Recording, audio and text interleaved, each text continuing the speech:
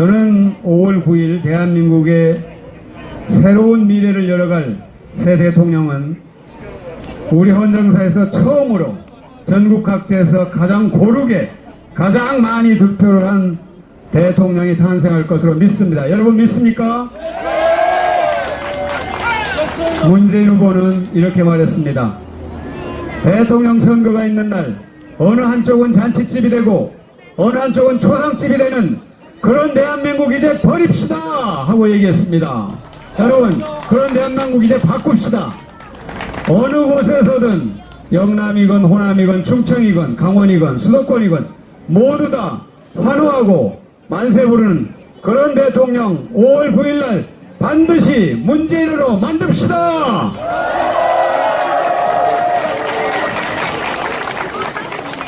문재인은 피난민의 아들입니다. 노동당 그러니까 공산당이죠. 공산당에 입당하라는 압박을 거부하고 남쪽으로 온 아버지를 따라서 내려온 피난민의 아들입니다. 그런 사람에게 종북딱지를 붙이려는 참으로 어리석은 사람들이 있습니다. 문재인은 데모를 하다가 민주주의를 위해서 데모를 하다가 군대에 끌려갔습니다. 그런데 끌려간 곳이 특전사였습니다. 그 특전사에 가서도 정말 누구보다도 나라를 위해서 열심히 군생활했습니다. 여러분 군생활할 때 그 부대장 보고 군생활합니까? 나라를 보고 군생활합니까? 맞습니다. 문재인은 나라를 보고 군생활해서 그 특전사의 부대장으로부터 표창까지 받았습니다. 끌려간 군대였지만 그런 바른 심성과 바른 애국심을 가진 사람이 문재인입니다. 그 사람이 종북주의자입니까? 그 사람은 대한민국의 가장 뛰어난 애국심을 가진 정치인입니다. 저는 확신합니다. 문재인만큼 애국심을 가진 정치인 사실 흔하지 않습니다. MB정부 때 여러분 기억하십니까? 지하벙커에서 비상회의를 했는데 국방장관을 빼놓고는 군대 갔다 온 사람이 단 한 사람도 없었습니다. 그런 사람들이 앉아서 종북 타령을 합니다. 그런 사람들이 앉아서 안보 타령을 합니다. 안보를 상업주의 한 거죠. 북한이 없었으면 그들은 어떻게 장사를 어떻게 정치를 했을지 모릅니다.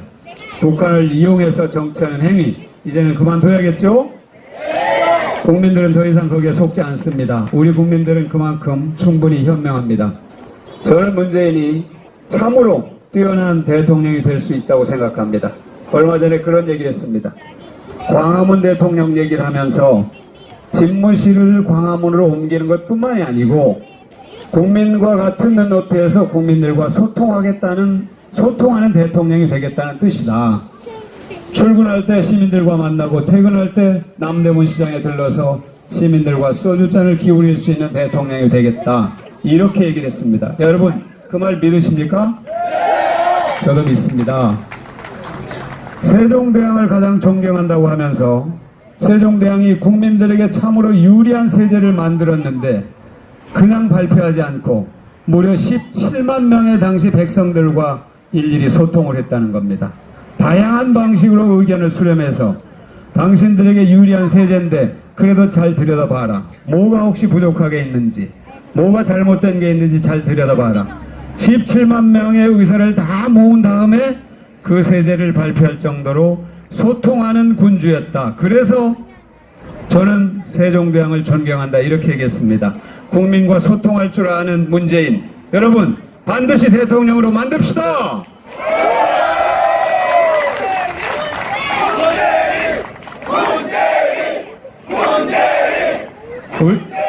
우리는 5월 9일 새로운 대한민국을 열어갈 새 대통령을 뽑습니다.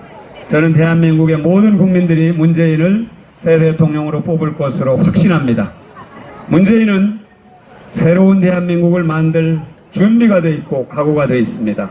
저는 추운 겨울 광화문에 촛불을 들고 나갔을 때 많은 사람들이 그냥 시위를 구경하러 나온 것이 아니구나. 모두 다 내 삶을 바꿔달라고 간절한 염원을 갖고 나왔구나 하는 것을 확인했습니다. 중학생, 고등학생들이 500명씩 줄지어가면서 교육개혁, 교육개혁 구호를 외치고 있었습니다. 그 중학생, 고등학생들이 얼마나 입시 공부에 시달리고 찌들렸으면 그 어린이들 입에서 교육개혁이란 말이 나왔을까? 40대 중반의 트럭 운전사는 이렇게 말했습니다. 저는 아무 죄가 없습니다. 제가 지금 석 달째 월급을 못 받고 있는데 저는 열심히 일한 죄밖에 없습니다. 왜 제가 이렇게 고통을 받아야 됩니까?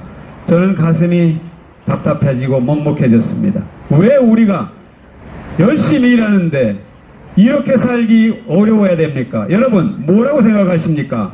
조금 뒤에 김진표 대표님께서 올라오셔서 이 부분에 대해서 더 설명을 해 주시겠지만 대한민국은 지금 한 곳에 돈이 몰려 있습니다. 중병에 걸려 있습니다. 돈이 몰려 있는 곳은 몰려 있고 돈이 없는 곳은 없고 우리 몸에 만약에 피가 몰려 있는 곳만 몰려 있고 피가 돌지 않는 곳이 있다면 그 몸은 병이 든 것입니다. 오래 살 수 없습니다. 지금 대한민국이 바로 동맥경화, 돈맥경화에 걸려 있는 것입니다. 재벌들은 수백조 원을 쌓아놓고 있지만 중산층과 서민들은 당장 살기 어려운 사람들, 자영업자들, 한 달에 100만 원도 못 버는 자영업자들, 비정규직 젊은이들, 월급 150만 원 받아서 어떻게 그들이 저축해서 결혼하고 아이를 낳고 살 수 있겠습니까?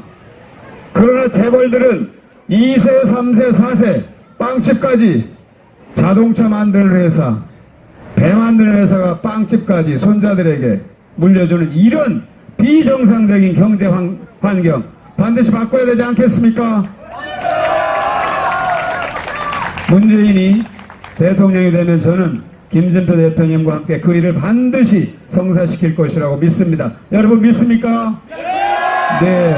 여러분 문재인과 함께 새로운 나라를 만듭시다. 정의롭고 공정한 나라 문재인과 함께 만듭시다. 모든 국민이 주인인 대한민국 문재인과 함께 만듭시다. 모든 국민이 고루 잘 사는 대한민국 문재인과 함께 만듭시다. 누구와 함께 만든다고요? 문재인! 네, 청년들에게 꿈과 희망과 미래와 일자리를 주는 대한민국 누구와 함께 만들겠습니까? 문재인! 저는 반드시 문재인 후보가 대통령이 돼서 대한민국을 확 바꿀 것으로 믿습니다. 모든 대한민국의 주인이 되는 나라, 모든 대한민국 국민이 주인이 되는 나라, 모든 대한민국 국민이 고루 잘 사는 대한민국을 반드시 문재인과 함께 만들어 갑시다. 감사합니다. 네, 감사합니다.